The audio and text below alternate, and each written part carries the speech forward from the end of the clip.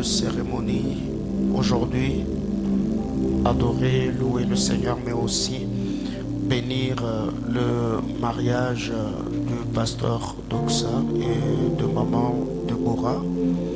Hier, c'était leur mariage civil et ce matin, nous allons prier pour eux, nous allons le bénir et je crois que le Seigneur sera glorifié ce matin, ce qui fait que je vais vraiment m'efforcer à rester dans le temps afin que nous ne débordions pas trop ce matin.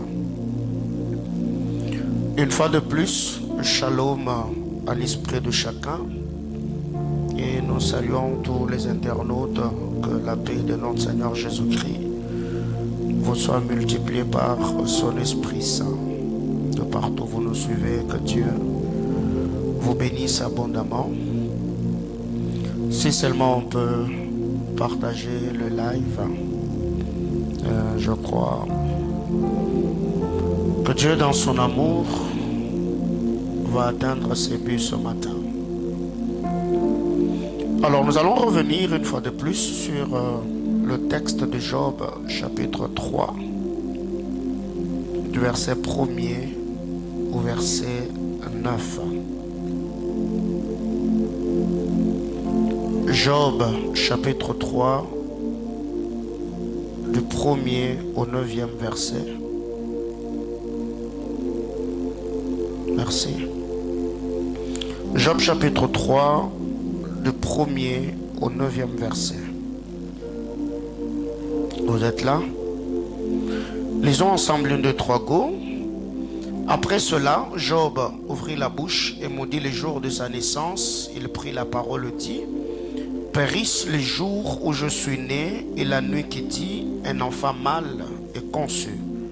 Ces jours qu'il s'échange en ténèbres, que Dieu n'en ait point souci dans le ciel, et que la lumière ne rayonne plus sur lui, que l'obscurité et l'ombre de la mort s'en emparent, que des nuées établissent leur demeure au-dessus de lui, et que des noirs phénomènes l'épouvantent.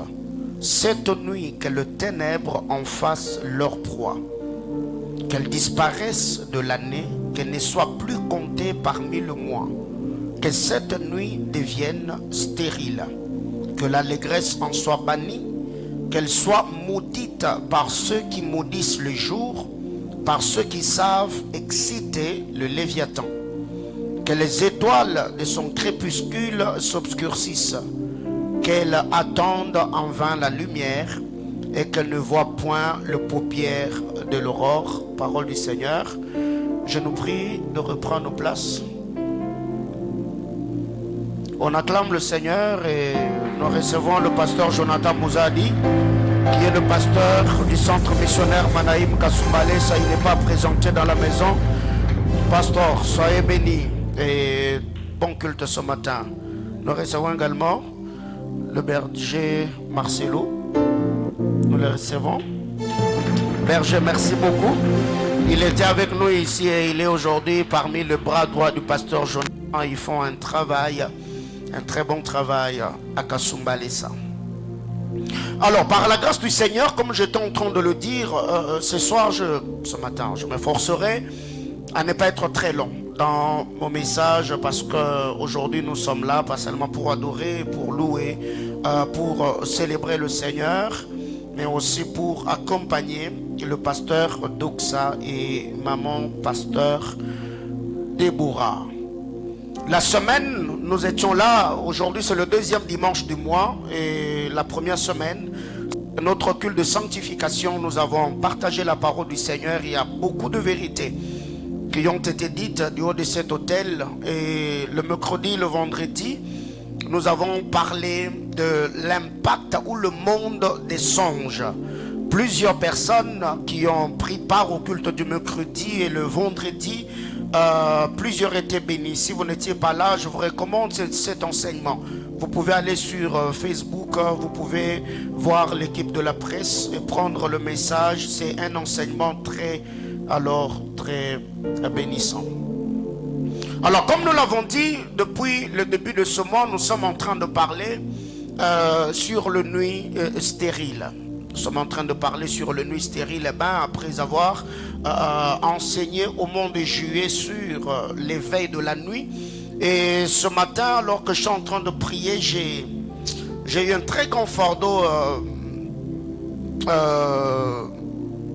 pour le mois prochain. Et il y a beaucoup de choses qui ont traversé mon esprit. Et je crois que cette année, le Seigneur, Dieu de toute grâce, eh bien, glorifiera son Fils bien-aimé Jésus-Christ. Je ne sais pas si je dois faire l'étude exégétique de cette portion d'écriture que nous venons de lire, parce que plus je lis et relis Job chapitre 3, je me rends compte qu'il y a des choses que je comprends au fur et à mesure. Plus je lis, plus je comprends. Et ma prière devant le trône du Seigneur est que Dieu, par son Esprit Saint, nous aide à avoir une vie au standard élevé. Alors nous avons toujours dit que l'homme dans son parcours, dans sa marche sur terre, eh ben, l'homme aime le progrès. L'homme veut le progrès. L'homme travaille pour le progrès. Aucun homme sur terre n'aime la stagnation. Aucun homme sur terre. Aucun homme n'aime la pauvreté. Aucun homme n'aime la misère. Aucun homme n'aime la souffrance. Aucun sur terre. Aucun. Tous ceux qui vivent sur la terre des hommes attendent le bonheur, travaillent pour être heureux. Ils font tout parler du Seigneur, chacun dans son couloir d'appel, afin que la vie ou la destinée puisse le sourire. Mais ce qui est étonnant, c'est que par moments, nous avons beaucoup de projets, beaucoup d'ambitions, le talent, les atouts, il y a des formations ça et là, il y a des relations, il arrive même que l'on prie. Au-delà même de la prière, il y a plusieurs qui ont reçu de merveilleuses et glorieuses promesses venant du Seigneur. Mais ce qui est étonnant, c'est que malgré la présence ou tout ce que ces choses peuvent nous garantir, il se fait que très généralement, les choses vont toujours à l'encontre de ce qu'on attendait. Et nous l'avons toujours dit, derrière tout ce qui nous résiste, il y a une chose qu'on ignore. Tout ce qui nous résiste est soutenu par ce qu'on ignore. Donc la loi de l'ignorance, peu importe le talent, peu importe la capacité, peu importe le moyen, peu importe les relations, s'il y a des zones d'ombre dans ta destinée sur le plan spirituel, tu peux tout avoir et sans rien avoir. Tu peux tout avoir mais sans rien voir.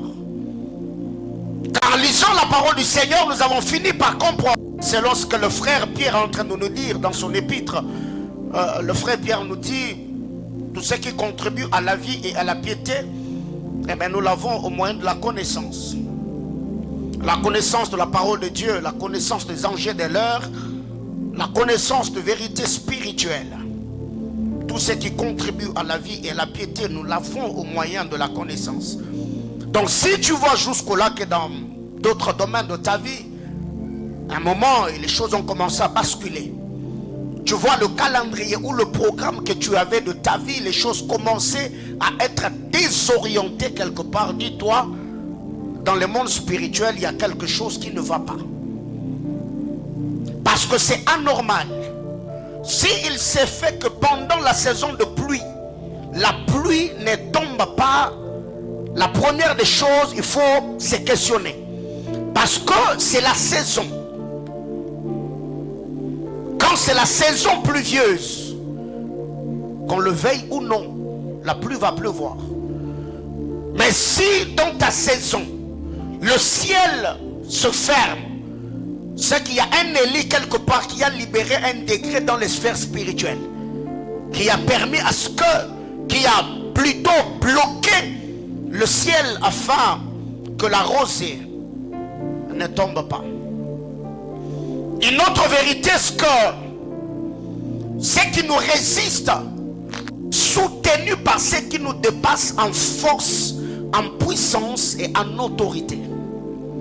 Quand tu vois quelque chose te résister, tu as prié, tu as jeûné, tu as bâti des hôtels, tu as fait des offrandes, et tu te rends compte, les choses semblent être toujours statiques, rien ne va.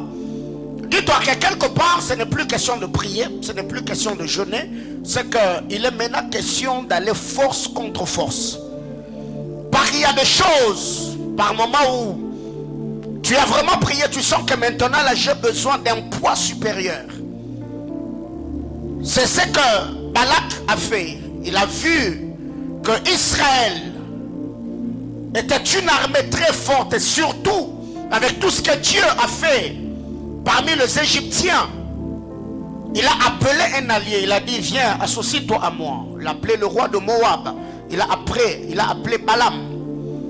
C'est que là où il y a résistance, il faut très bien vérifier. Il se peut que là derrière il y a un esprit puissant, en autorité, en influence, plus que toi, qui fait que tu sois assujetti malgré le sacrifice, malgré la prière, et que cet esprit te bloque dans un cercle vicieux et t'empêche à émerger.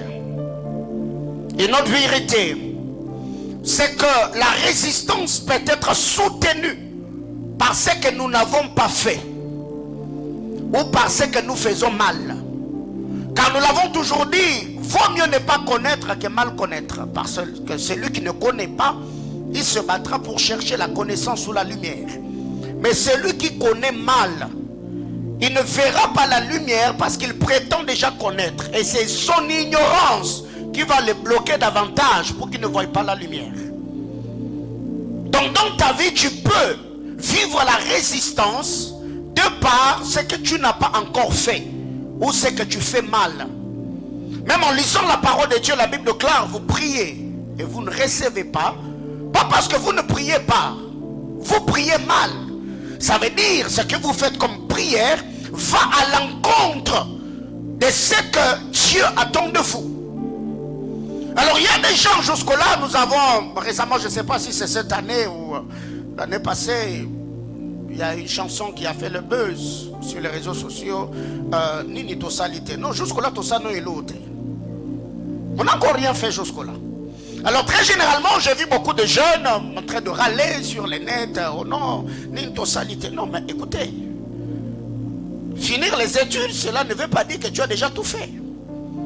Avoir déposé, je ne sais pas, des demandes d'emploi quelque part, cela ne veut pas dire que tu as tout fait. Non. C'est qu'il y a d'autres choses qui nous résistent de par ce que nous n'avons pas encore fait ou ce que nous faisons mal. Alors la question qui doit être posée, est-ce que dans ce que je suis en train de faire, est-ce que je le fais comme Dieu attend que je le fasse? Hein? De deux, est-ce que j'ai déjà fait quelque chose? Parce qu'il y a plusieurs personnes qui pensent que venir à l'église, se rouler par terre, verser le larme, être dans les gestuels, je coupe, c'est ce qui va amener l'impact dans le monde spirituel. Mais non, détrompez-vous. Donc, tu peux vivre la résistance de par ce que tu ne fais pas bien ou ce que tu n'as pas encore fait. Et jusqu'aujourd'hui, il y a beaucoup de mes fils que j'encadre sur la ville qui ont des ministères, d'autres même qui dirigent des églises. Et il y a des jours où quand on m'écrit, on m'appelle, je ne suis pas en ligne. Et quand je me connecte, je dis non, non, j'étais en prière, j'étais à la montagne, se pose des questions. Mais papa, vous allez chercher quoi à la montagne? Je dis, je suis allé prier. Avec tout ce que vous avez, j'ai dit frère, je n'ai même pas encore commencé le ministère. Je n'ai pas encore commencé. Alors très généralement, il y a d'autres personnes qui pensent qu'ils ont déjà fait quelque chose. Mais non, tout dépend seulement de la vision que tu as et la compréhension des desseins éternels de Dieu sur ta vie. Une autre chose, on peut vivre la résistance parce qu'on ne comprend pas ou parce qu'on n'a pas encore compris. Quelque chose peut te résister parce que tu ne comprends pas ou parce que tu n'as pas encore compris. Parce que derrière tout ce qui nous arrive, il y a un enseignement. Alors très généralement, l'homme quand il fait face aux adversités, l'homme ne cherche pas à comprendre quel est le message derrière ce que je vis. Quel Qu'est-ce que je dois faire pour changer ou retourner la situation à ma faveur? Ce qui fait que très généralement, quand il y a des problèmes, tout ce que l'homme sait faire, c'est se morfondre. L'homme se morfond, l'homme se plaint, l'homme pleurniche, il a le visage larmoyant tous les jours, il ne fait que se plaindre. Ma vie n'avance pas, mes affaires n'avancent pas. Oui, mais il faut chercher d'abord à comprendre derrière ce qui ne va pas. Qu'est-ce que le Seigneur voudrait que je fasse? Quel est le message caché derrière ce que je vis? Cela est une épreuve, c'est une tentation. Est-ce que j'ai mal fait quelque chose quelque part? Et c'est parmi les choses qui font des grands leaders. Quand quelqu'un sait qu'il a une très grande destinée, face à tout ce qui lui arrive dans la vie, il faut d'abord chercher à comprendre. Quelle est la pensée de Dieu dans ce que je vis? C'est quoi le vrai problème dans ce que je suis en train de subir? Alors si déjà tu peux te poser ce genre de questions, tu verras que tu arriveras à résoudre pas tout le problème bien sûr, mais certains problèmes de la vie ne sera pas résolu seulement parce que tu as prié, tu as jeûné. D'ailleurs, dans notre nation ici, on prie beaucoup, on jeûne beaucoup, on a des prières de 100 jours, on a des retraites de 3 mois, tout le temps on est à l'église, ce qui fait que le Congo, au lieu d'engendrer des entreprises, nous sommes en train de créer des églises parce qu'on pense que même l'économie du pays va être relevée par la prière. Quelqu'un me comprend? Donc il y a des choses que l'on doit comprendre. Mais autre chose, on peut vivre la résistance par le manque de bons alliés. Manquer de bons alliés peut faire que certaines choses te résistent. Et c'est d'ailleurs là que j'introduis mon enseignement. Manquer de bons alliés. Manquer de bons alliés peut faire que certaines choses te résistent. Bien-aimés frères, sur la terre des hommes, Dieu ne bénit l'homme que par l'homme. Sur cette terre, Dieu te bénira en passant par quelqu'un. Parce que comme nous l'avons toujours dit, ton futur, c'est le passé de quelqu'un. Il y a des choses que toi tu demandes à Dieu. Il y a quelqu'un d'autre qui a déjà expérimenté, qui a vécu, qui a déjà touché ces montants-là, ces expériences-là, dans le monde spirituel, relationnel, professionnel et tout ce qui va avec. Le fait seulement d'entrer en contact avec cette personne, ça peut réduire la quantité de ce que tu pouvais libérer comme sueur, comme énergie. Mais le problème avec nous, c'est que nous n'avons pas cette humilité d'approcher ceux qui ont déjà eu certains résultats, ceux qui ont émergé dans tel et tel autre domaine, pour leur poser des questions. Comment tu as fait pour avoir ce que tu as? Comment tu as fait pour rebondir malgré tout ce que tu as connu? Les attaques, le rejet, la trahison, les échecs, tout comment tu as fait pour rebondir? L'homme noir, très généralement, nous n'avons pas cette humilité, ce qui fait que on pense qu'approcher quelqu'un, non, il ira dire aux gens. D'ailleurs, vaut mieux qu'il aille dire aux gens que je lui avais posé des questions après que j'ai réussi, au lieu qu'il aille dire aux gens que je suis orgueilleux, je suis dans mon coin et je n'approche pas les gens alors que je suis en train d'échouer. Quelqu'un me comprend? Alors, nous sommes en train de parler de nuits stériles. Je crois que je reviendrai sur le texte de Job parce que j'avais enseigné sur Job chapitre 3, mais il y a encore beaucoup de vérités que j'ai compris, plus je passais du temps à scruter les Écritures, à méditer la parole de Dieu. Nous avons déjà parlé sur beaucoup de choses. On a parlé de la malédiction de nom, on a parlé de la malédiction des sangs, on a parlé de malédiction ethnique, on a parlé de malédiction de ceci et de cela. Mais il y a autre chose qui peut obscurcir le dessein de Dieu dans la vie d'un homme. Il y a des choses qui peuvent bloquer la destinée d'un homme. Parce que comme je le dis à mon introduction, sur cette terre, tout ce que l'homme fait il le fait pour garantir sa vie sur terre. L'homme travaille pour les survies. Et très généralement, ceux qui ont une vision développée, ils ne travaillent pas seulement pour survivre, mais ils vont également travailler pour laisser l'héritage. Ils doivent travailler parce qu'ils savent que la vie ne va pas s'arrêter après leur mort. Ils vont travailler afin de laisser aux générations futures des choses qui feront que ceux qui vont tomber peut-être sur leur ouvrage, leur expérience, leur découverte, se retrouvent dans la vie. Mais ça, c'est pas dans la mentalité de l'homme noir. Donc l'homme noir, s'il se bat, c'est pour laisser l'héritage à sa famille, laisser des maisons, laisser des véhicules. Et après lui, tout ce qu'il a fait, peut-être en vivant sur terre, 70 ans, 90 ans, il n'a marqué que sa famille. Donc même dans son quartier, même dans sa nation, il n'a pas laissé une histoire. La malédiction de nom. Et la malédiction de nom, c'est avoir un grand nom, mais qui n'a rien à voir avec l'œuvre. Il y a des gens qui ont un grand nom, mais quand vous les approchez, vous sentez qu'ils sont aussi petits que leur orteil. La malédiction. Je célébrerai encore un homme qui a touché plusieurs vies, mais qui n'est pas connu que quelqu'un qui a un nom. Il a fabriqué parce que il a beaucoup d'abonnés sur les réseaux sociaux. La malédiction. Ce matin, je vais parler de la malédiction de la mauvaise compagnie. La malédiction de la mauvaise compagnie. Bien-aimés frères, hier, après avoir béni le mariage du berger junior, je suis rentré à la maison, j'ai eu le temps de lire ma Bible. Et en lisant le livre de Jonas, j'ai fini par comprendre, frère, il y a certaines personnes, le rencontrer n'est pas un problème. Mais le faire entrer dans notre vie, c'est ce qui crée des problèmes. Et il y a des gens, ils sont bons quand ils sont avec d'autres personnes. Mais ils ne sont pas bons pour nous. Alors il y a plusieurs personnes qui pensent que toute personne est bonne pour toute personne. Non, non. Et il y a des gens qui sont bons quand ils sont ailleurs. Le fait seulement d'entrer dans ta vie, ces gens, ils peuvent devenir des sources de problèmes et de malédictions. Aussi longtemps que Jonas était sur une terre ferme, il n'y avait pas de problème.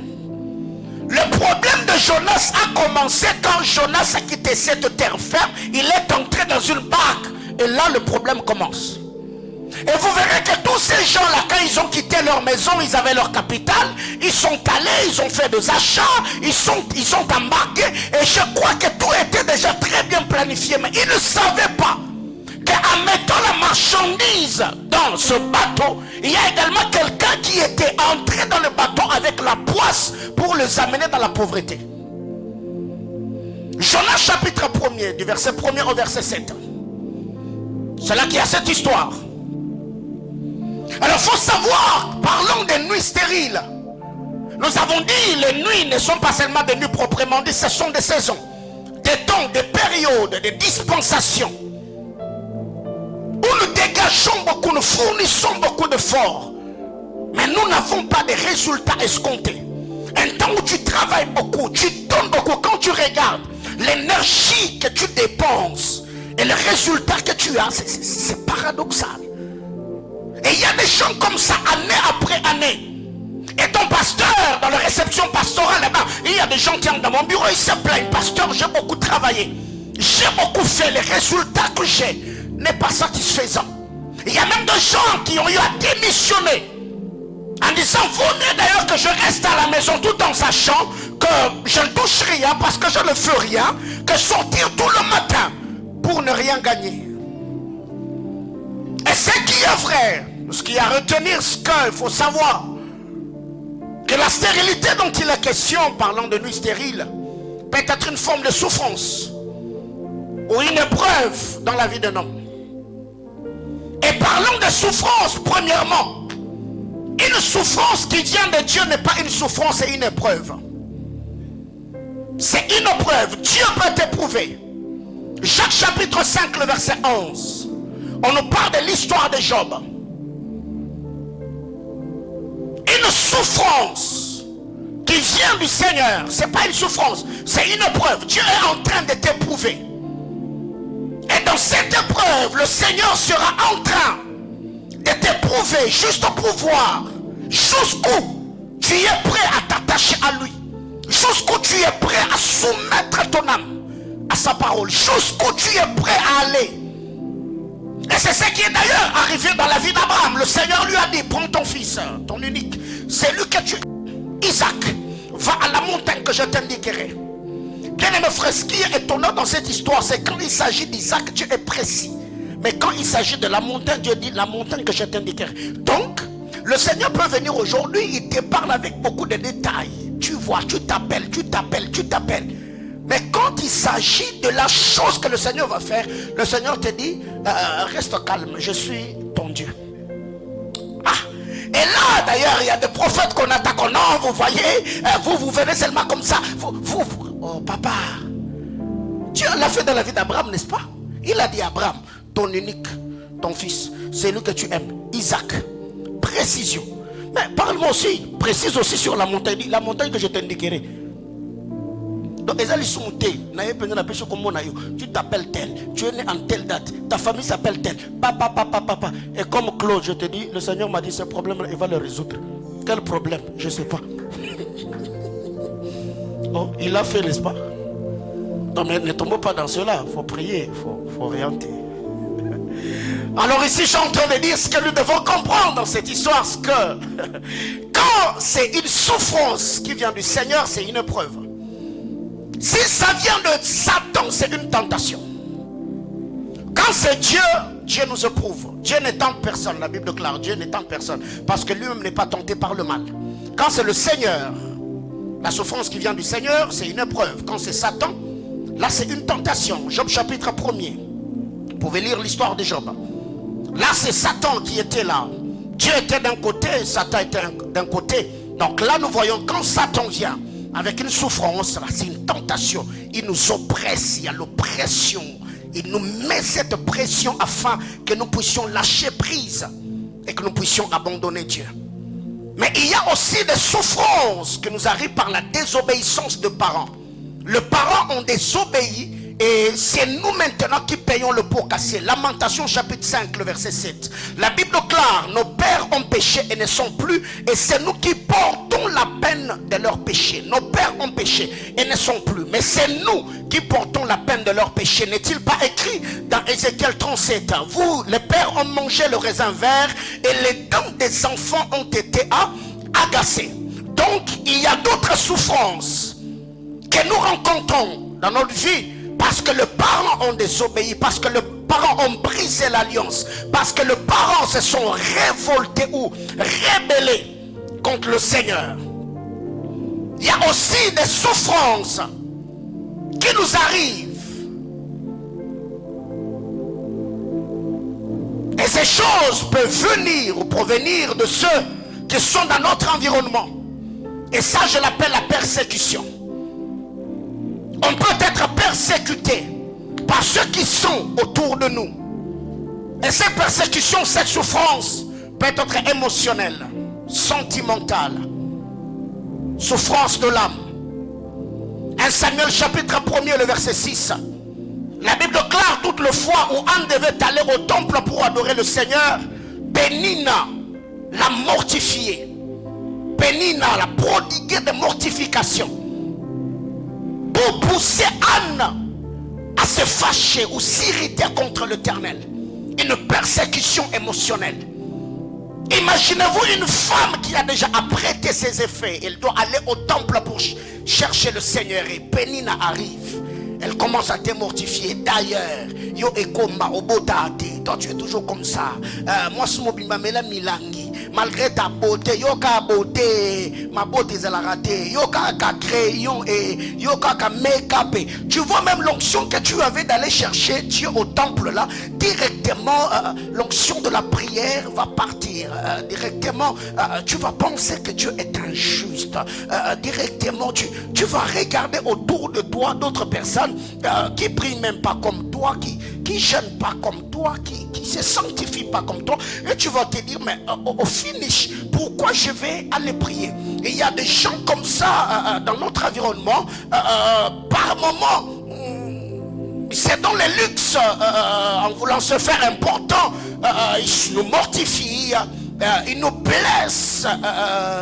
Et ce genre de persécution, ça peut te pousser à perdre l'onction de la prière. Tu peux faiblir dans ta marche avec le Seigneur. Tu peux perdre le goût de la parole de Dieu seulement parce qu'il y a quelqu'un quelque part qui s'est donné le luxe de te faire du mal. Mais aussi, il y a d'autres souffrances qui peuvent nous arriver parce que nous avons nous-mêmes choisi, on a fait le choix d'aller loin de Dieu. L'exemple du fils prodigue dans Luc chapitre 15, la Bible déclare, ce garçon s'est levé, il a dit à son père, donne-moi la part de bien qui me revient. Et après avoir reçu le bien, il a quitté la maison de son père, il est parti. Et ce que j'aime dans cette histoire de Luc chapitre 15, on nous présente trois choses perdues. Il y a trois choses perdues dans Luc chapitre 15. La première des choses, on nous parle de la brebis égarée. La deuxième des choses, on nous parle du fils prodigue. La troisième des choses, on nous parle de la drachme perdue. Et quand vous lisez la parole de Dieu, vous allez vous rendre compte, toutes ces choses ont été perdues, mais tout ce qui a été perdu n'a pas été perdu de la même manière. C'est que pour que la brebis égarée se perde, la brebis elle-même, elle a pris la résolution. Dans la divagation, la brebis est sortie de l'enclos. Et le fait de sortir de l'enclos, la brebis s'est perdue, la brebis s'est égarée. Qui est cette brebis si ce n'est pas Dina, fille de Jacob? Quand vous lisez la parole de Dieu, la Bible clare, je suis dans Genèse chapitre 34 à partir du verset 1er, la Bible clare, Dina sortit de la maison de Jacob. Elle alla pour voir comment vivait le fils qui était dans ce pays, qui était dans ce contrée. C'est qu'il y a des choses comme ça qui arrivent quand un homme sort de la sainte et glorieuse présence de Dieu. Quand il met de côté les principes qui faisaient sa force, le diable peut récupérer la personne. Et ce que j'aime dans cette histoire de Dina, même si cela avait énervé Lévi, Issachar et les autres, la Bible clare, Sichem, fils de Hamor, la vie, l'enleva, la viola et la déshonora. C'est que dans cette histoire, aussi longtemps que cet homme, cette femme de Dina n'était pas sortie, Sichem ne pouvait pas la voir, Sichem ne pouvait pas l'enlever, Sichem ne pouvait pas la déshonorer. Mais il y a une vérité, c'est que ce n'est pas seulement la brebis égarée qui s'était perdue, il y a également le fils prodigue. Le fils prodigue s'est perdu par choix.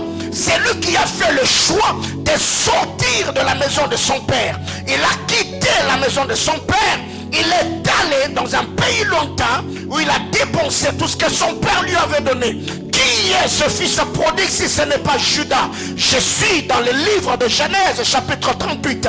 La Bible déclare, après le départ de Joseph, Judas s'éloigna de ses frères.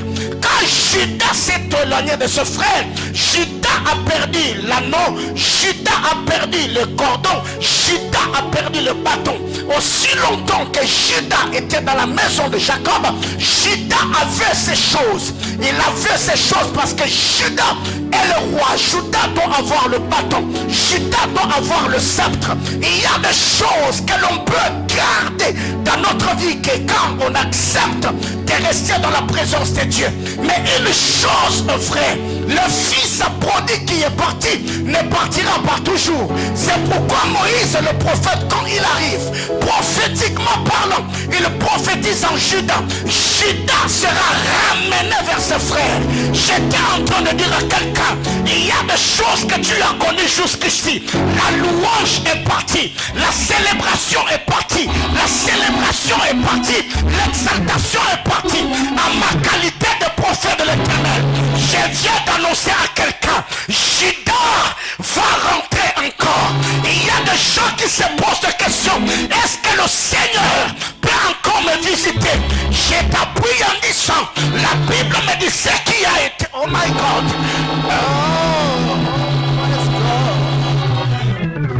Oh yes, Lord. Donc j'étais en train de dire, il est dit, ce qui a été sera. Judas est parti. Le départ de Judas, il a perdu ce qu'il avait dans la maison de Jacob. Le fils prodigue est parti. Il a perdu tout ce qu'il avait. La troisième des choses, c'est la pièce de monnaie, la pièce de drachme. La pièce de drachme est perdue par accident. Cette femme avait 10 pièces. Il y a une pièce qui est tombée, pas par choix, pas par hasard, non, mais par accident. Alors, ce qui est important dans cette histoire, c'est que la brebis égarée peut être récupérée. Pourquoi? Parce que par le fait de bêler ou le bêlement de la brebis peut permettre au berger d'entendre le bêlement de la brebis. Non, il est en train de crier ou de pleurer, je sais pas, le pleur de la brebis, on appelle ça comment, mais bref, elle est en train de crier de l'autre côté. Et on peut suivre le bêlement de la brebis et la récupérer. Donc le fils prodigue, il peut être prêché par la voix de la conscience. Par la voix de la conscience, le fils prodigue peut être enseigné. Il se décidera de quitter ces pays lointains pour rentrer bien sûr dans la maison de son père. Mais quand à la pièce de monnaie, elle est inerte, la pièce de monnaie ne parle pas, la pièce de monnaie ne s'exprime pas, la pièce de monnaie ne crie que dans le cœur de celui qui l'a perdu. Alors il y a une vérité importante que vous devez comprendre. Là où le fils prodigue a une conscience, là où la brebis a une foi, oh my God, la pièce de monnaie est muette, la pièce de monnaie est calme. J'étais en train de dire à quelqu'un, il y a des gens comme ça, quand on lui fait du mal, il a une bouche pour parler, il sait comment s'expliquer devant les hommes. Mais il y a des gens comme ça, toi tu es comme la pièce de monnaie, les mal que l'on te fait, ça c'est... Oh my God. J'étais en train de dire à quelqu'un, cette pièce, elle n'avait pas de voix, mais elle criait dans le cœur de celui qui l'a perdu. Certes, tout ce qui t'est arrivé, les gens peuvent venir et te dire non, tu vois, pour les sana, le Seigneur est avec toi, mais le douleur que tu as dans le cœur, ces personnes, leur parole ne sauront. Oh my God, ce matin je voulais dire à quelqu'un, tu y es comme la pièce de monnaie, là où tu es dans le ténèbre, seul ton créateur sent cette douleur. Je suis venu dire à quelqu'un qui se pose tant de questions, quand tu vas au lit, au lieu de dormir, tu as les yeux ouverts en train de contempler le plafond. Cette nuit d'ailleurs, tu t'es tourné dans tous les sens sur ton lit et tu t'es posé des questions. Qu'est-ce que je vais faire? Comment je vais m'en sortir? Par où je vais commencer? Ce matin, à ma qualité de prophète de l'Éternel, je viens te dire, ton Dieu est en train d'allumer une lampe. Il y a des anges balayeurs qui... Est-ce que je peux parler ce matin comme je le sens?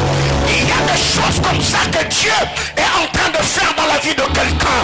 J'ai cette douleur, je n'ai pas d'enfant, je n'ai pas de contrat, l'âge est avancé, mes études, mon mariage balèle, comment je vais faire? Pendant que toi tu te poses des questions, c'est lui qui est assis sur le trône, il est en train de pousser des hommes bienfaiteurs. J'étais en train de dire à quelqu'un, pendant que toi tu es là, en train de te questionner, par où je vais commencer, lui, par où il va achever. J'ai dit à quelqu'un, pendant que tu te demandes, qu'est-ce que je vais faire, lui sait ce qu'il avait déjà fait. Pendant que tu te poses la question, comment je vais m'en sortir, lui il sait par où il va t'introduire pour que tu t'en sortes. Du haut de cet hôtel, je demande à Jésus-Christ, le Seigneur des anges et le maître de tout esprit, dans cette saison, que sa main puissante agissante te prenne de la misère là où tu es, que Dieu essuie tes larmes, qu'il te sorte de tous ces questionnements, qu'il se sorte de la confusion et te donne un témoignage éloquent. J'entends quelqu'un me dire amen. Reprends ta place. Eh bien, c'est trois choses. C'est ce qui arrive alors par rapport à la malédiction de la mauvaise compagnie. La première des choses, si l'on veut se tirer d'affaire, il faut commencer d'abord par consulter Dieu avant de faire entrer quelqu'un dans sa vie. Il faut avoir le temps, il faut consulter Dieu. Il faut poser des questions au Seigneur. C'est quand tu regardes la personne, il a le profil. Hein. Tu t'es dit, bon, c'est gars déjà que son cerveau, s'il entre dans ma vie, eh ben, il viendra avec un coup de pouce. Quand tu regardes la dame, tu dis, mais bon, eh ben, c'est qu'elle est avec ma vision des choses, ça finira par marcher. Mais avant que la personne n'entre dans ta vie, prends le temps de consulter Dieu. Eh bien, quand vous lisez la parole de Dieu dans Matthieu chapitre 4, à partir du verset 1er, la Bible déclare Jésus, après avoir reçu le baptême au Jourdain par le frère Jean-Baptiste, il fut conduit au désert, pas pour être tenté. Lui, c'est qu'on nous a égaré un peu. Jésus n'est pas allé au désert pour être tenté. Jésus est allé au désert pour prier. Et c'est dans la prière que les tentateurs l'ont trouvé. Ok, parce que Dieu ne tente personne. Alors qu'est-ce qui arrive? Après avoir jeûné et prié pendant 40 jours et 40 nuits, Jésus descend. Il rencontre les disciples et les appelle. Ça veut dire, avant de faire entrer Pierre dans sa vie, Jésus a eu le temps de prier. Et cela nous est très bien expliqué dans le livre de Marc chapitre 3. La Bible déclare, il monta à la montagne, il appela ce qu'il voulut, il vint. Donc, Jésus n'a pas pris Pierre par hasard. Même Judas, Jésus l'avait pris en connaissance de cause. C'est que si tu veux que ta vie, demain après-demain, que tu n'aies pas de larmes tout le temps, apprends à consulter Dieu. Seigneur, dans ce que je suis en train de faire, est-ce que tu permets que telle personne entre dans le cercle de mes amis? Parce que vous devez savoir, il y a un seul endroit où il y a des gens qui s'invitent, c'est dans le deuil. Quand c'est le deuil, on n'a pas besoin de l'invitation. N'importe qui, il suffit seulement qu'on voit la barrière ouverte, quelqu'un peut entrer pour se renseigner. Nino, on va te dire non, non. Il y a quelqu'un qui est pour les ânes, et la personne va sortir. Mais quand il s'agit de la fête, on choisit des gens que l'on veut inviter. On n'invite pas n'importe qui. Donc, si tu veux que ta vie ressemble à un deuil, reçois tout le monde.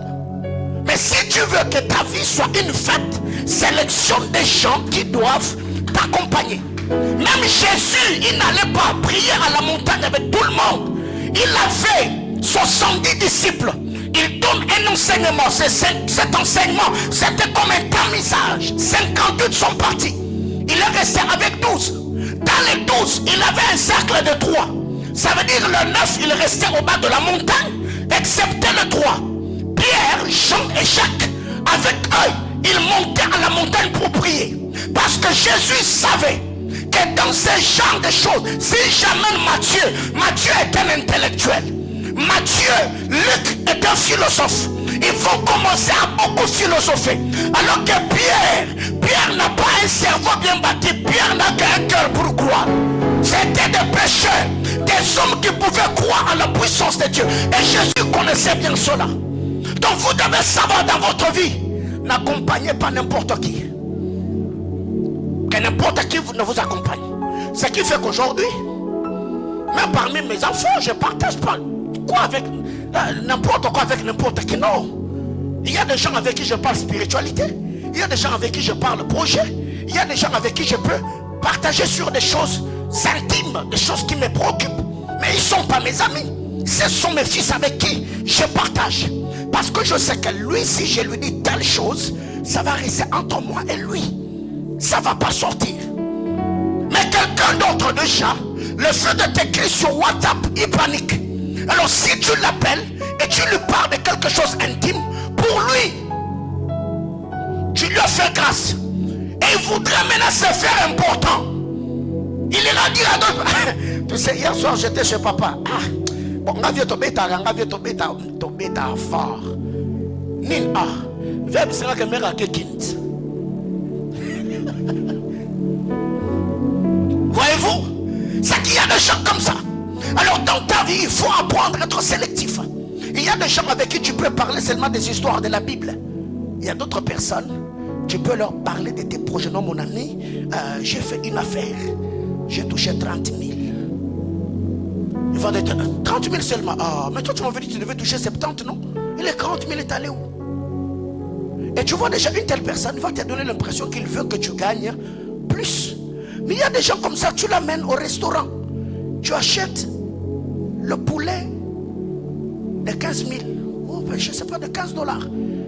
Et tu me dis, ah, toi tu dépenses trop l'argent. Hein? Pourquoi tu gaspilles l'argent? Papa, le poulet de 15 $, c'est gaspiller l'argent. Et lui va te dire, non, non, toi tu manges ton poulet. Tu me donnes mes 7,5 $. Moi je ne vais pas manger. Ah ouais, il y a des gens comme ça. Et déjà demain, une telle personne, toi tu viens lui dire que tu as gagné 70 000 $. Mais la nuit, un gars va entrer avec une arme blanche qui va te pointer à la tête et te dire, donne-nous les 70 000 $ que tu as gagnés. Pourquoi? Parce que lui ne sait pas garder le secret. Quelqu'un comprend de quoi je parle? Alors une autre chose. Eh bien premièrement, je suis en train de dire, il faut consulter Dieu. La deuxième des choses, il faut poser des bonnes questions à la personne sur sa vie et son passé. Et, bien aimé, écoutez, quand tu es sérieux, il faut connaître la personne avec qui tu vas faire route. Ces gars, ils ont jeté le sort. Je suis dans Jonas chapitre 1er. Quand le sort est tombé sur Jonas, ils ont dit à Jonas, parle-nous de toi. Jonas 1, le verset 7 et le verset 8. Parle-nous de toi. Tu viens d'où? Quelles sont tes affaires? Pourquoi tu es ici? Il faut poser des bonnes questions. Parle-moi de toi, tu viens d'où? C'est quoi ta famille? Tu es quantième? Vous êtes à combien? Papa et maman sont vivants? Est-ce qu'ils vivent ensemble? Et toutes les fois où un de mes fils ou une de mes filles m'amène quelqu'un au bureau, papa c'est mon âme sœur, c'est la question que je pose. Parce que très généralement vous ne voyez que la beauté, hein? Parce qu'il y a des gens, quand vous regardez comme ça, ils ont vraiment l'apparence très beau, mais ils ont un passé vilain. Et là je suis pas en train de dire que parce que quelqu'un a un passé chargé qu'il faut le mettre en quarantaine, mais non, je dois au moins avoir des informations suffisantes qui vont me permettre à checker les niveaux ou les degrés de ta vie pour voir si tu es compatible à ma destinée et aux choses que je suis censé faire avec toi. Ils ont posé des bonnes questions à Jonas. Et quand Jonas leur a dit qu'il était en train de fuir l'appel du Seigneur, la Bible déclare, ces gens-là, ils eurent peur parce que Jonas leur avait déclaré qu'il fuyait Dieu. Maintenant, le problème avec vous, il y a des gens aujourd'hui qui sont dans votre cercle et vous ne savez même pas comment ils ont fait pour rentrer. La personne avec qui tu es ami aujourd'hui, comment vous êtes devenus amis? Dans quelles circonstances vous êtes rencontrés?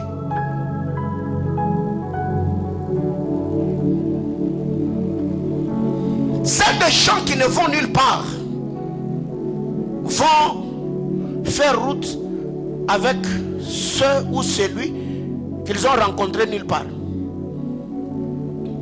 Tu es au niveau de la poste. Tu es fumeur, l'autre est fumeur.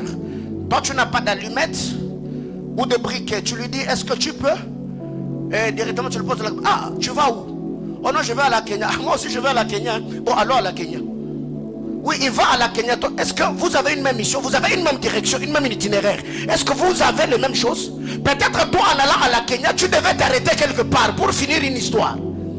Alors il y a des gens comme ça, vous êtes en train de marcher ensemble, mais quand tu regardes le canevas, le calendrier de ta destinée, tu te rendras compte que cette personne n'est pas du tout compatible.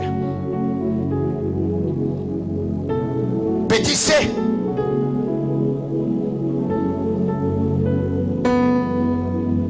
Si tu n'as pas prié, si tu n'avais pas posé de questions, il y a une chose que tu dois faire.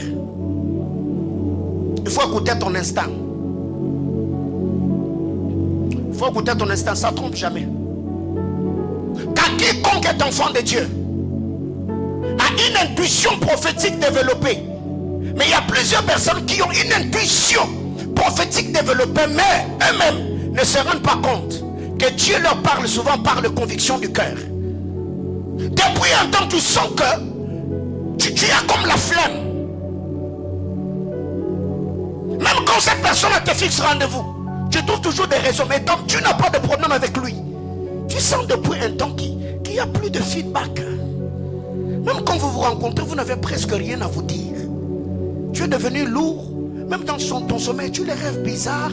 Puis encore, tu apprends qu'il a dit quelque chose n'est pas bien sur toi. Frère, tu veux quoi? Tu veux quelle preuve? Dis à ton voisin, ne méprise pas l'intuition. Sûrement, nous avons déjà vu ces vidéos. Quelqu'un était quelque part. À peine 3 secondes. Il se déplace de là. Boum! Il y a quelque chose qui arrive.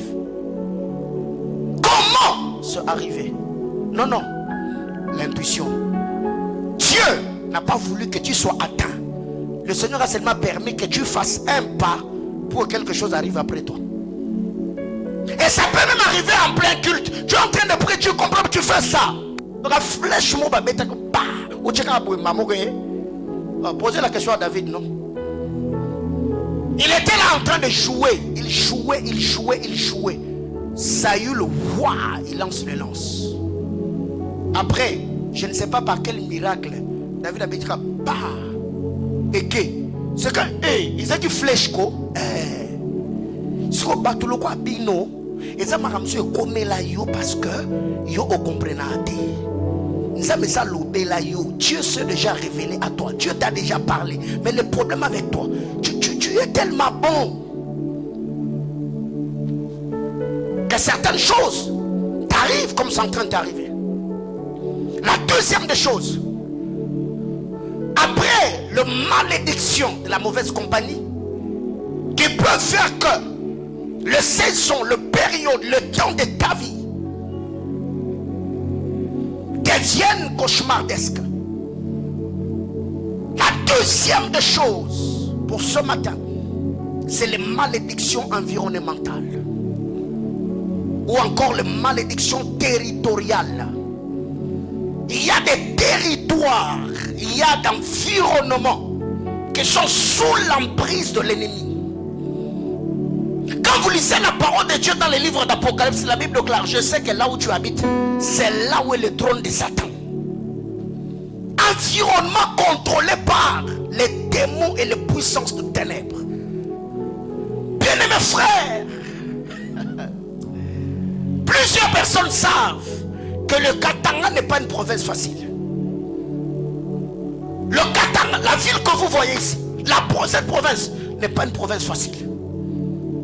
C'est pour avoir une certaine illumination spirituelle pour voir sa vie progresser et émerger dans cette province. Il y a de malédictions environnementales ou territoriales. Quand vous lisez Jean chapitre 1er, le verset 45 et le verset 46, Nazareth était sous une malédiction environnementale ou territoriale. C'est Philippe qui dit, est-ce que de Nazareth peut-il sortir quelque chose de bon? Pourquoi? Parce que il y avait une malédiction qui planait sur la ville. C'est que tous ceux qui sortaient de Nazareth étaient mal réputés. C'était des gens qui ne prospéraient pas. C'était des gens qui n'émergeaient pas. Nombre chapitre 13, le verset 32.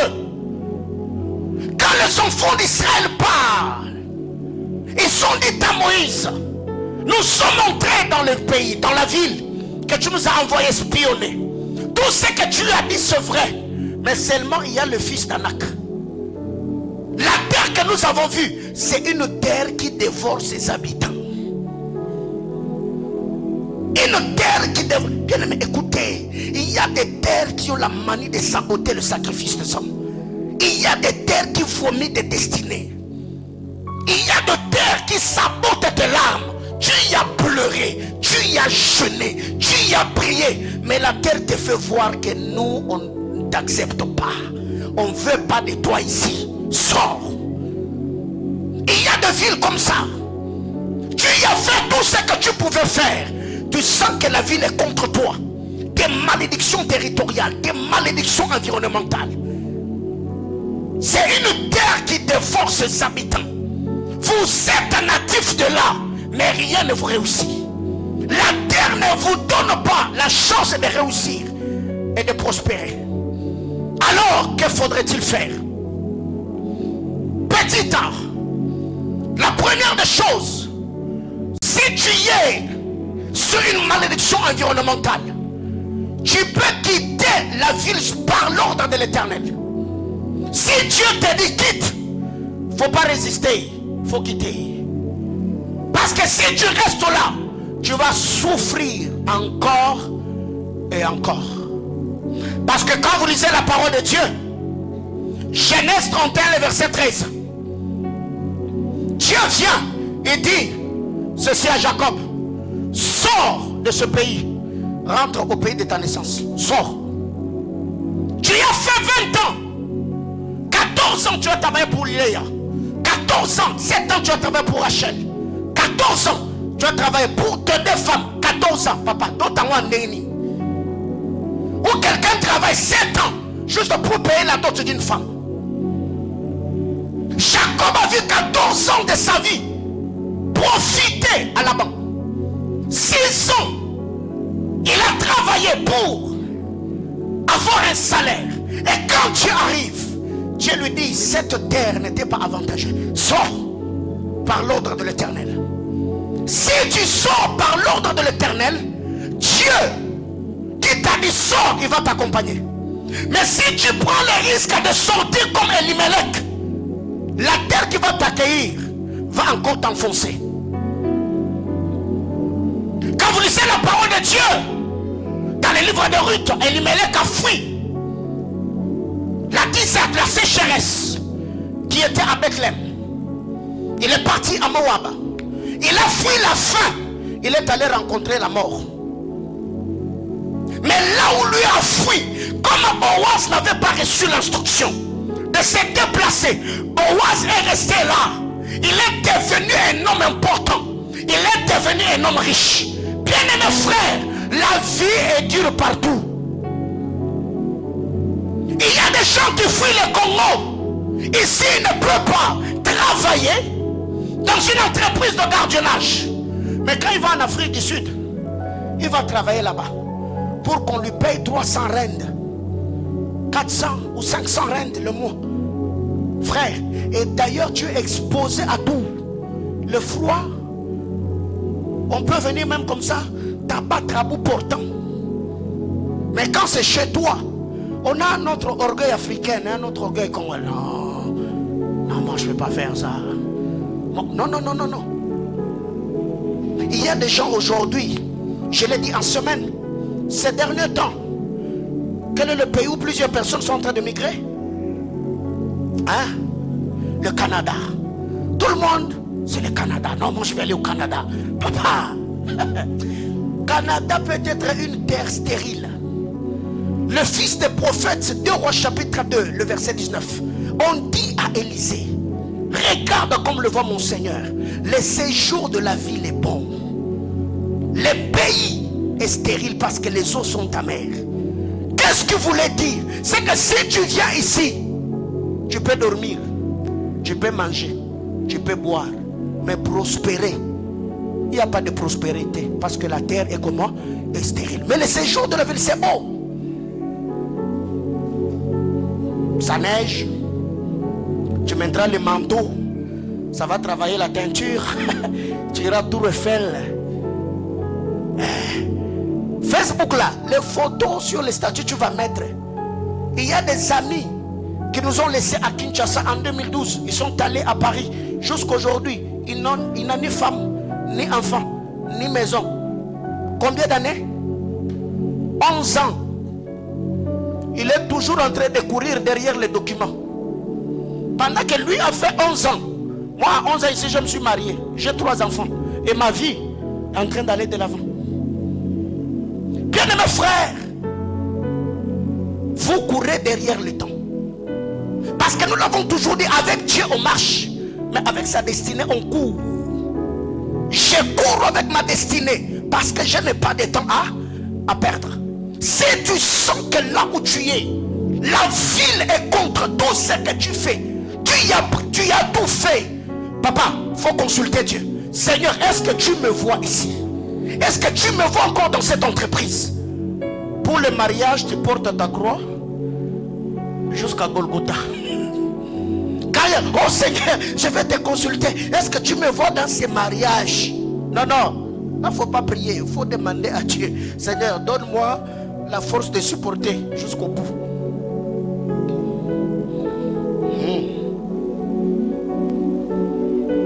Pourquoi? Parce que tu peux être dans une ville qui te prend 5 ans, 10 ans. Et quand tu fais le bilan,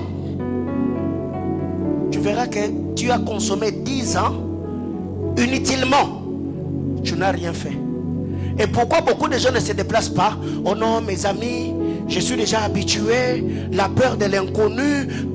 Bien aimé frère, un moment il faut apprendre à affronter ta destinée. Ouais, moi quand je suis venu dans cette ville, je ne parlais pas Swahili. Je n'avais rien. Je suis venu clandestinement, je n'avais pas un nom. Il n'y avait pas d'affiche. J'étais aussi jeune que ça. Je suis arrivé dans cette ville, c'était quand? Fin 2014. Mais frère, on a cherché Dieu, on a prié, on a jeûné. On se consacre jusqu'au jour d'aujourd'hui. On est en train de payer le prix. Mais peut-être là où tu dois partir, jusqu'à ce qui freine ta vie, c'est la peur et le confort que tu as ici. Il faut prendre des risques. Il faut prendre des risques. Non, je vais oser. Je sors d'abord. Mais ne sors pas parce que quelqu'un t'a donné une information que là ça marche. Il faut consulter le Seigneur. Si Dieu te dit vas-y frère, même si tu es arrivé comme Paul, vous faites naufrage, les autres peuvent mourir, le Seigneur lui, il te prendra par sa main jusqu'à tu vas. La Bible déclare dans Genèse chapitre 12, Dieu a dit à Abraham, sors de ton pays, va à Canaan. La Bible déclare, Abraham a pris Sarah, Lot et tout ce qui était avec lui. Ils partirent pour Canaan. Mais c'est que j'aime la Bible déclare, ils arrivèrent à Canaan. Si Dieu t'a dit va à Canaan, tu arriveras à Canaan. Non, je disais à quelqu'un, si Dieu t'a dit tu vas à Canaan, le Seigneur ne t'arrêtera pas à Moab. C'est que j'aime, il a dit, ils arrivèrent à Canaan. Ici, du haut de cet hôtel, à ma qualité de prêtre de l'Éternel, je demande à Dieu qu'il te fasse arriver dans ce qu'il t'a dit. Que Dieu foule la terre de ta destinée. Vis ta destinée prophétique selon le plan glorieux du puissant de Jacob. J'entends quelqu'un me dire amen. Deuxièmement, petit B, apprends à bénir ceux qui ont l'autorité sur la ville. Si tu sens que la ville est contre toi, cherche ce que Dieu a déjà établi sur la ville. Fais-le du bien. Parce que il y a des choses que l'on peut recevoir que par l'esprit de sacrifice. C'est pourquoi si c'est pas septembre, octobre, on parlera de transactions spirituelles. La loi des échanges spirituels. Ces choses dans le monde spirituel, frère, ça marche. Quand vous lisez la parole de Dieu, je l'ai déjà dit, Genèse, la Bible déclare, quand Jacob arrive devant Pharaon, le verset 7 et le verset 10, Genèse 47, le 7e et le 10e verset, le verset 7, la Bible déclare, quand Jacob arrive, lui, c'est bon, nous dit Jacob bénit Pharaon. Quand vous allez au verset 10, la Bible déclare Jacob bénit encore Pharaon. Le béni du verset 7 n'est pas le même béni du verset 10. Le béni du verset 7, la Bible déclare Jacob donnait le présent à Pharaon. Le verset 10, la Bible déclare c'est ainsi que Jacob bénit Pharaon. C'est que pour que Pharaon devienne supérieur à Jacob, il a fallu que la main de Jacob soit au-dessus de la main de Pharaon. Quand Pharaon, Jacob a tendu la main pour bénir Pharaon. Pharaon a tendu la main. Automatiquement, il y a eu des changes sur le plan spirituel. Jacob a été élevé en autorité. Pharaon s'est rabaissé. C'est ainsi que le verset 10 nous dit, ainsi Jacob bénit Pharaon. Tu arrives dans une ville, tu sens que tout est contre toi. Dans ton couloir d'appel, cherche quelqu'un qui réussit dans ce domaine-là. Bénis-le. Connecte-toi à lui. Oh, Seigneur. Écoutez, frère, il y a une différence entre Pharaon et Abimelech. Sarah est frère d'Abraham. Même père, mais de mère différente. Quand Abraham arrive en Égypte, la Bible déclare, Pharaon, il a pris des présents, il donne à Abraham. Abraham a reçu le bien d'Abimelech. Abimelech récupère Sarah, il va avec Sarah comme sa femme. Mais quand Abraham arrive chez Abimelech, Abimelech n'a pas respecté le protocole. Abimelech se précipite et prend Sarah. Quand Abimelech va avec Sarah, la Bible déclare Abimelech ne fonctionna point.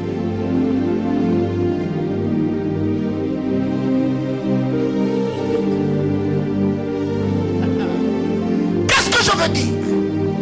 Pour que Pharaon fonctionne, Pharaon a épousé Sarah. Pharaon a pris de présent. C'est Jésus dans Genèse chapitre 20. Pharaon a pris le présent. Il l'a donné à Abraham. Et quand Pharaon récupère Sarah, Pharaon est parti avec Sarah. Pharaon a fonctionné. Ça a marché. Mais quand Abimelech a brisé le principe. Au lieu d'abord de donner le présent pour avoir Sarah, la Bible déclare il enleva Sarah. Et quand il amène Sarah dans sa maison, il essaie de s'imiter. Mais le problème est jusqu'à ce que Nzambe aille au Ebisabitala. Moi, si on a aussi mon balina un prophète, c'est que fonctionnera bon côté. Donc, ce que nous soyez, Bambolana nous colons.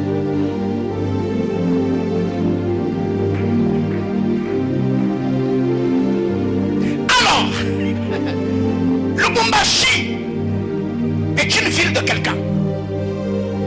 Cette ville, on l'appelle comment? Elisabeth ville. Il y a des entités qui opèrent ici. Et toi, tu ne peux pas venir comme ça dans la divagation. Maman que bando c'est simbate. C'est que son monique est simbité. Lukamu tout monde où il y a ces simba. Mais connecté dans mon luna il y a eu un simba. Et moi je le fais. Quand on a commencé cette église, il y a des gens que j'ai envoyés avec des offrandes. Va dans telle église. Comme je ne saurais pas partir, allez prier là-bas. Déposez l'offrande dans l'autel. Sur l'autel, bénissez le ministère du roi.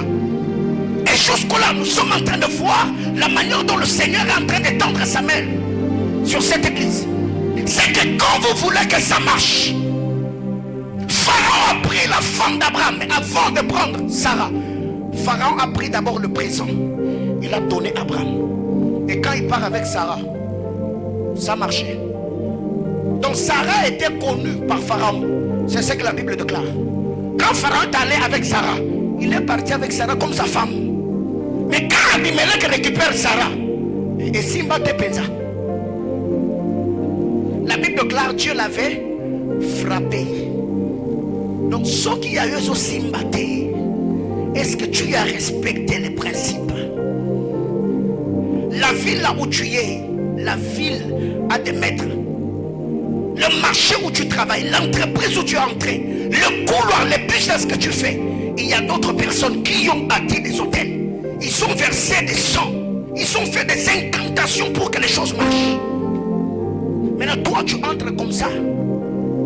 Frère, vous devez comprendre les Écritures avant de les proclamer. La Bible déclare, ceux-ci ont leur char, d'autres ont. Mais nous, nous n'avons que Mais nous invoquons le nom de l'Éternel. Ça veut dire bango bazana char. Derrière le char, il y a des esprits qui permettent à ceux qui ont des chars d'avoir. Mais nous n'avons pas de chars. Nous invoquons celui qui a des anges. Il s'appelle Jéhovah Sabaoth, Éternel des armées. Si je suis ministre de Dieu, dans cette ville, j'ai versé le larme. Les montagnes ont reçu mes prières. Les déserts ont entendu ma voix. Cette entité m'est apparue et m'a posé la question en disant qui est ton nom? J'ai dit Bolé-Mombo est mon nom.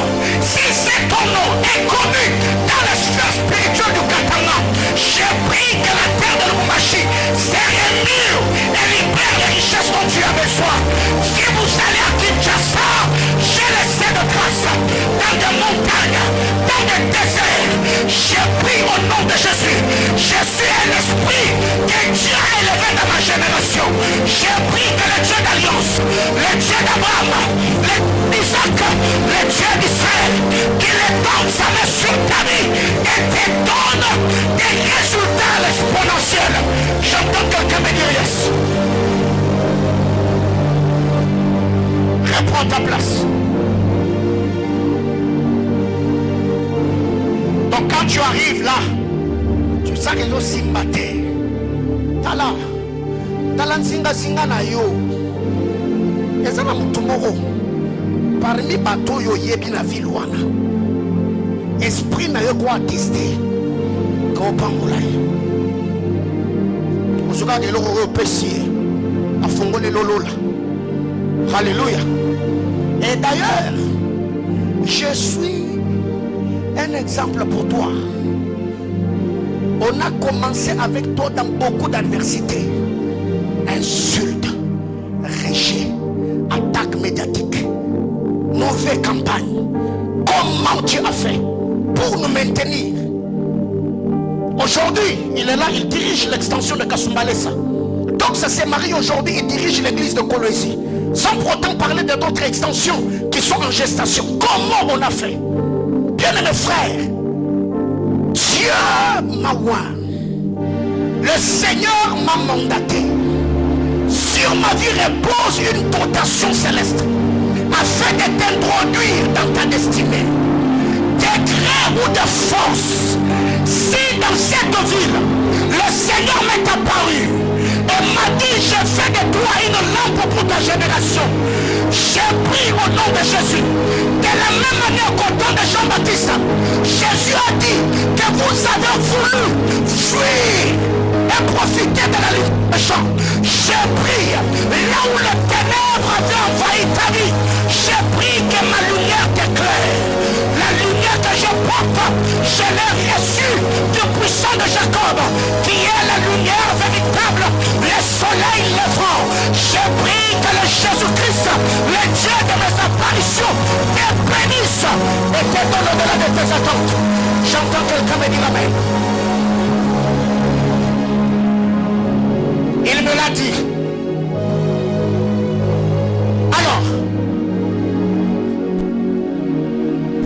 petit C, je m'arrête là, on va prier. Je devais parler sur comment briser la stérilité. On le fera la semaine. Petit C, petit A, j'ai dit, tu peux quitter la ville en ayant reçu une instruction venant du Seigneur.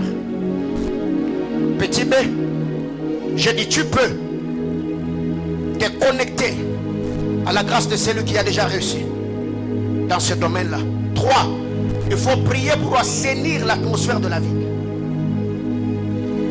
Dis à ton voisin, il faut prier pour assainir l'atmosphère de la vie. Quand vous lisez la parole de Dieu dans Luc chapitre 13 du verset 6 au verset 9, Jésus donne un parabole. Il y a un homme qui avait son jardin. Et dans ce jardin, il avait placé un jardinier. Et dans ce jardin-là, il y avait un arbre 3 ans durant. L'arbre ne produisait pas jusqu'à ce que le maître, quand il est arrivé, il a dit à ce jardinier, cet arbre occupe la place inutilement. Coupons-le. Il faut couper l'arbre pour que cet arbre n'occupe pas la terre inutilement. J'aime l'intercession de cet homme qui était jardinier. Il a dit à ce maître, non, non, donne-moi encore cette année.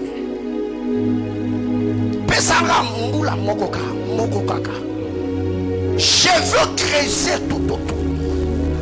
Je mettrai le fumier.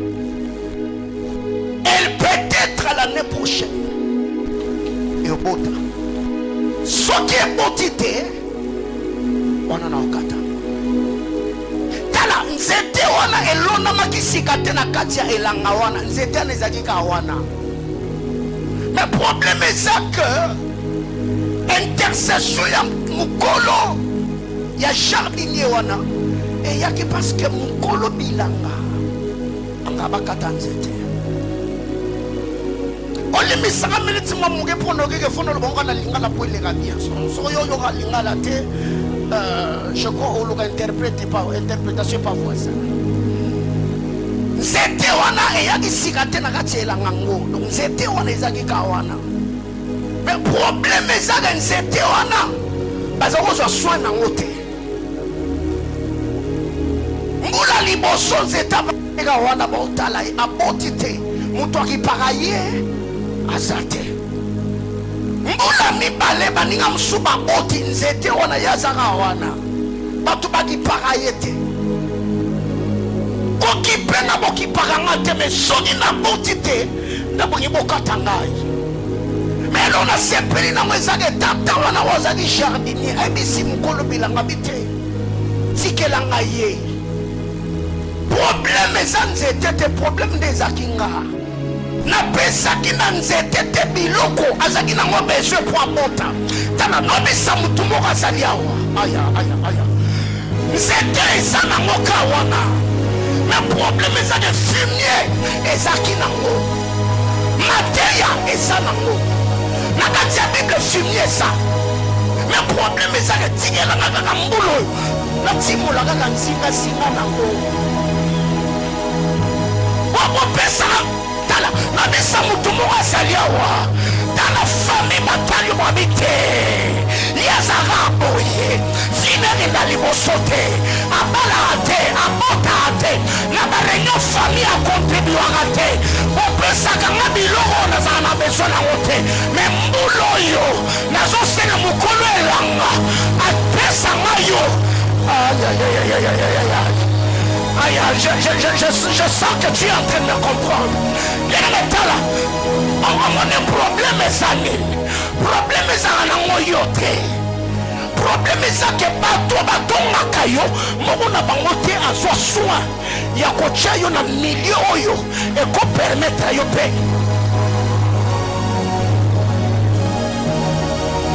Toka tango. Habité. Aneka moko. Je veux creuser autour. Je mettrai le fumier. C'est que place au luna kinga. Nezaki mabe. Baninga mususu okuna bango bota parce que mabele za comment et ça fertile. Bisonyo soto za nzete na kati ya elanga. Mais bisonyo soto vivaka ba réalité ndenge moko te. Mutu mususu ye po abota ana beso batimola te ana beso batia fume te mais destiné le roi ya ngai nana beso matin le roi oyo plus nazoka ngosuke mutu atelema ngai plus na oteya ngoloka biloko akati ya ninga nanga je demande à Dieu que le Seigneur des anges permette que ces êtres glorieux qui travaillent dans cette commission creusent autour de toi, comme te donne un environnement favorable et que les paroles qui sortent de ma bouche prennent la place du fumier afin de te donner ce dont tu as besoin. L'assainissement de la ville peut te permettre à exceller. Est-ce que tu peux te lever s'il vous plaît? On va prier le Seigneur. Les bras sont alignés à la bouche. Aïe. Les bras sataniques. Assainissement spirituel. bénissement spirituel. Soldat de Jésus-Christ, montre-moi de paix. On va prier le Seigneur ce matin. Genèse chapitre 20, le verset 4. La Bible déclare devant Sarah. Abimelech n'a pas fonctionné. Dans ta famille, il y a des Abimelech. La sorcellerie, les réclamations, les malédictions. Prie avec moi ce matin. À ma Père, au nom puissant de Jésus, je viens ce matin comme prêtre de l'Éternel. J'affaiblis les Abimelech de ma vie. Devant moi, devant ma destinée, devant ma famille, qu'Abimelech ne fonctionne pas. J'ai détruit la puissance de la sorcellerie. Au nom de... Clame, prie le Seigneur. Devant Sarah, Abimelech n'a pas fonctionné. Tu es épouse d'un prophète. Tu es épouse d'un prophète. Sarah, son mari était prophète. Je suis épouse de Christ. Je suis épouse de Christ. Je suis épouse de Christ. Aïe, aïe, aïe, aïe, aïe, aïe. Prie le Seigneur. Affaiblis Abimelech. Les combats du travail. Les combats de ta destinée. Les combats de ton sommeil. Les combats de ton éveil. Abimelech ne fonctionne pas. Abimelech ne fonctionne pas. Ça fait perdre les autres. Ça fait battre les autres. Et quant à moi, Abimelech ne fonctionnera pas. La loi de l'exception, c'est ça mon lot. La loi de l'exception, c'est ça mon bagage. Akasumalesa, les églises ne m'oublient pas. Et quant à moi, Abimelech ne va pas fonctionner. En Colosie, les églises ne fonctionnent pas. Mais face à ma destinée, Abimelech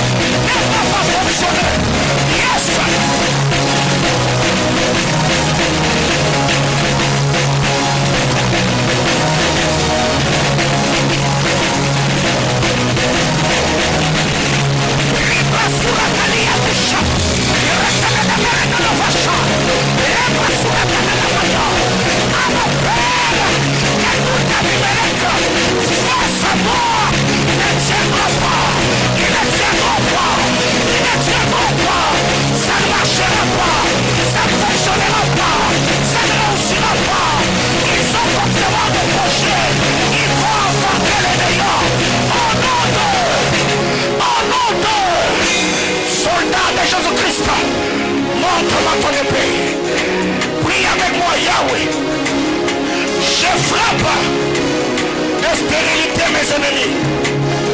Leur projet sur ma vie, leur projet sur ma famille sera de l'essence de feu. C'est l'homme qui le dit que tu allais frapper